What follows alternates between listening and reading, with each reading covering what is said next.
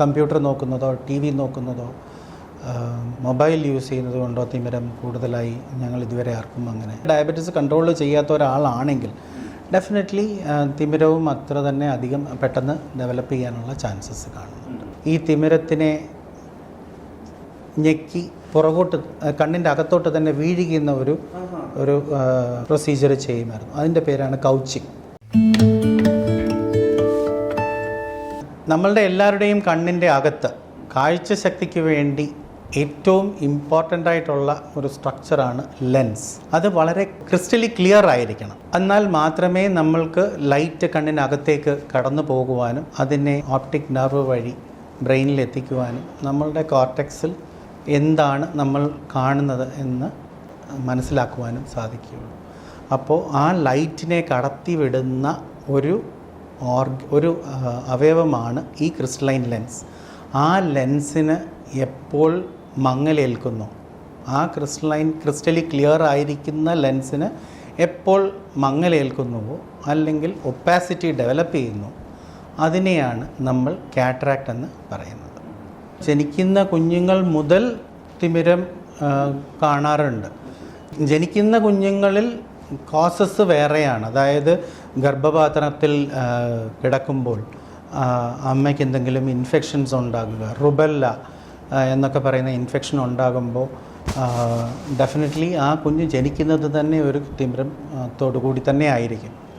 അതല്ലെങ്കിൽ നമ്മൾക്ക് പിന്നീട് ഡെവലപ്പ് ചെയ്യാൻ പറ്റുന്നത് മെറ്റബോളിക് ഡിസോർഡേഴ്സ് വഴി പല തരത്തിലുള്ള ഡിസോർഡേഴ്സിലും ഏറ്റവും നമ്മൾ കൂടുതലായി കാണുന്നത് ഡയബറ്റീസിലാണ്. ആ ഡയബറ്റീസിലുള്ളവർക്കാണ് സാധാ ആൾക്കാരിൽ നിന്നും കുറച്ചുകൂടി പ്രായം കുറഞ്ഞ് തിമിരം ഡെവലപ്പ് ചെയ്യുന്നത്. അതല്ല എന്നുണ്ടെങ്കിൽ പിന്നെ സെനൈൽ കാറ്ററാക്ട് തന്നെയാണ് ഏറ്റവും കൂടുതലായി കാണുന്നത്. തിമിരം ഡെവലപ്പ് ചെയ്യുന്നതും ഭക്ഷണ രീതികളും തമ്മിൽ വലിയ ഒരു കോറിലേഷൻ ഇതുവരെ ആരും ശ്രദ്ധിച്ചിട്ടില്ല. ഈവൻ നമ്മളുടെ ഇപ്പോൾ ഈ കമ്പ്യൂട്ടർ നോക്കുന്നതോ ടി വി നോക്കുന്നതോ മൊബൈൽ യൂസ് ചെയ്യുന്നത് കൊണ്ടോ തിമിരം കൂടുതലായി ഞങ്ങൾ ഇതുവരെ ആർക്കും അങ്ങനെ. ഡയബറ്റിക് പേഷ്യൻസിന് ഡെഫിനറ്റ്ലി യെസ്. ഡയബറ്റീസ് കൺട്രോൾ അതായത് നന്നായിട്ടുള്ള രീതിയിൽ തന്നെ ഡയബറ്റീസ് കൺട്രോൾ ചെയ്യാത്ത ഒരാളാണെങ്കിൽ ഡെഫിനറ്റ്ലി തിമിരവും അത്ര തന്നെ അധികം പെട്ടെന്ന് ഡെവലപ്പ് ചെയ്യാനുള്ള ചാൻസസ് കാണുന്നുണ്ട്. തിമിരം കുറയ്ക്കാൻ പറ്റുന്ന ഒരവസ്ഥയില്ല.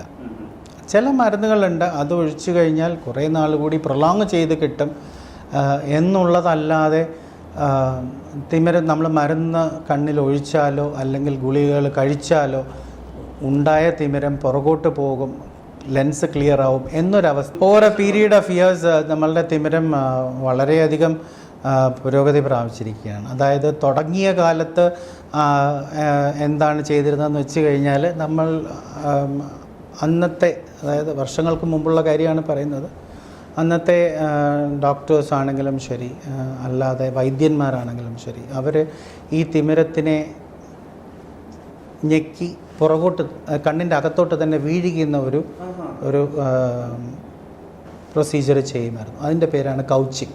അത് കഴിഞ്ഞിട്ട് പിന്നെ വന്ന ഒരു ചികിത്സാ രീതിയുടെ പേരാണ് ICCE അല്ലെങ്കിൽ ഇൻട്രാ ക്യാപ്സുലർ കാറ്ററാക്ട് എക്സ്ട്രാക്ഷൻ. അവിടെ നമ്മളുടെ കണ്ണിൻ്റെ അകത്തുള്ള ആ തിമിരത്തിനൊരു ആവരണവും ഉണ്ടാവും, ഒരു ക്യാപ്സ്യൂൾ. ആ ക്യാപ്സ്യൂൾ അടക്കം നമ്മൾ മൊത്തത്തോടുകൂടി വെളിയിലെടുത്ത് മാറ്റി പേഷ്യൻറ്റിന്, ഈ നിങ്ങൾ പലപ്പോഴും കണ്ടിട്ടുണ്ടാവും സോഡ കുപ്പി, കണ്ണാടി എന്നൊക്കെ പറയുന്ന തരത്തിലുള്ള, അതെ, ആ കണ്ണാടി യൂസ് ചെയ്ത് പേഷ്യൻ്റ് അന്നത്തെ കാലത്തും നന്നായി തന്നെ കണ്ടിരുന്നു.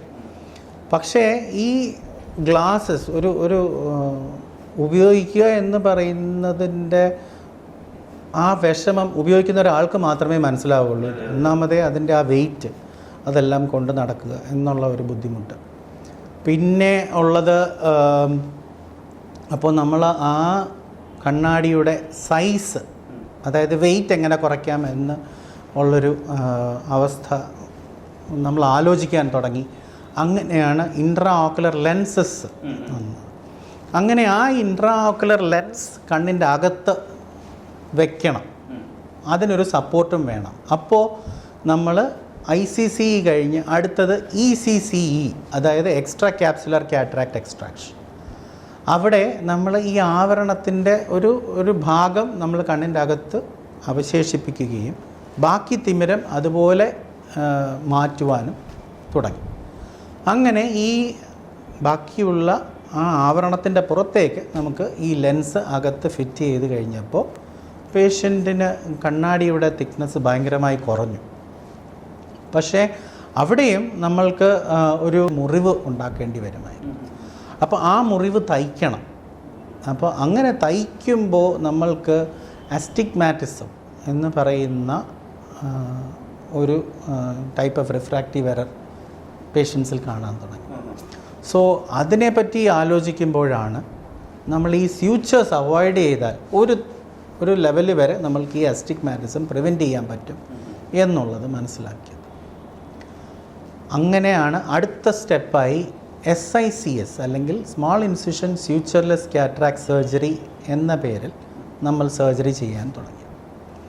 ഇവിടെ നമ്മൾ ശരിക്കും ഈ 12 മില്ലിമീറ്റർ ഇൻസിഷനെ കുറച്ച് 6 to 7 മില്ലിമീറ്റേഴ്സായി നമ്മൾ കുറച്ചു. എന്നിട്ട് അതിൽ കൂടി ഈ ലെൻസിനെ പുറത്തെടുക്കുവാനും ആ ഒരു മുറിവിൽ കൂടി തന്നെ നമ്മൾ ഇൻട്രാഓക്കുലർ ലെൻസിനെ അകത്ത് വയ്ക്കുവാനും തുടങ്ങി. അപ്പോഴും ഈ അസ്റ്റിഗ്മാറ്റിസം എന്ന് പറയുന്ന ഒരു അവസ്ഥ അവിടെയും ഉണ്ടായിരുന്നു. സോ കൂടുതലായി നോക്കിയപ്പോഴാണ് ഫേക്കോ എന്ന് പറയുന്ന ടെക്നിക്ക് വന്നത്. ഫേക്കോ ഇവിടെ നമ്മളൊരു അൾട്രാസൗണ്ട് എനർജി പാസ് ചെയ്ത് ഈ അകത്തിരിക്കുന്ന കാറ്ററാക്റ്റിനെ അകത്ത് വെച്ച് തന്നെ സക്ക് ചെയ്ത് വെളിയിലെടുക്കുകയും ഒരു ലെൻസിനെ അകത്ത് കയറ്റി വിടുവാനും 3 മില്ലിമീറ്റർ ഇൻസിഷനിലേക്ക് ചുരുങ്ങുവാനും. ആ 3 മില്ലിമീറ്റർ ആക്കുമ്പോഴും നമ്മൾക്കൊരു പ്രിസിഷൻ ഓഫ് ദ വൂണ്ട് ഇല്ല എന്ന് മനസ്സിലാക്കുകയും അങ്ങനെയാണ് ഇപ്പോൾ ബ്ലേഡ്ലെസ് കാറ്ററാക്ട് സർജറി അഥവാ FLACS femtosecond laser assisted cataract surgery ചെയ്യുവാൻ തുടങ്ങിയിരിക്കുന്നത്. ഇവിടെ ഈ പറഞ്ഞ സർജറികൾക്കെല്ലാം നമ്മളൊരു ബ്ലേഡ് ഉപയോഗിച്ചാണ് മുറിവുകൾ ഉണ്ടാക്കിയിരുന്നത്. അപ്പോൾ നമ്മളുടെ ആ ഒരു പ്രിസിഷൻ ലെവൽ വളരെ കുറവായിരുന്നു.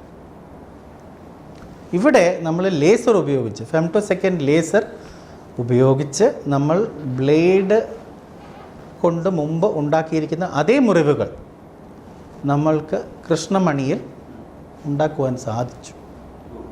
അങ്ങനെയാണ് ഇപ്പോഴുള്ള ലേറ്റസ്റ്റ് ആയിട്ടുള്ള സർജറി നടക്കുന്നത്. മുമ്പ് ചെയ്തുകൊണ്ടിരുന്ന സർജറികൾ ഞാൻ പറഞ്ഞതുപോലെ തന്നെ ബ്ലേഡ് ഉപയോഗിച്ചാണ് നമ്മൾക്ക് മുറിവ് ഉണ്ടാക്കേണ്ടിയിരുന്നത്.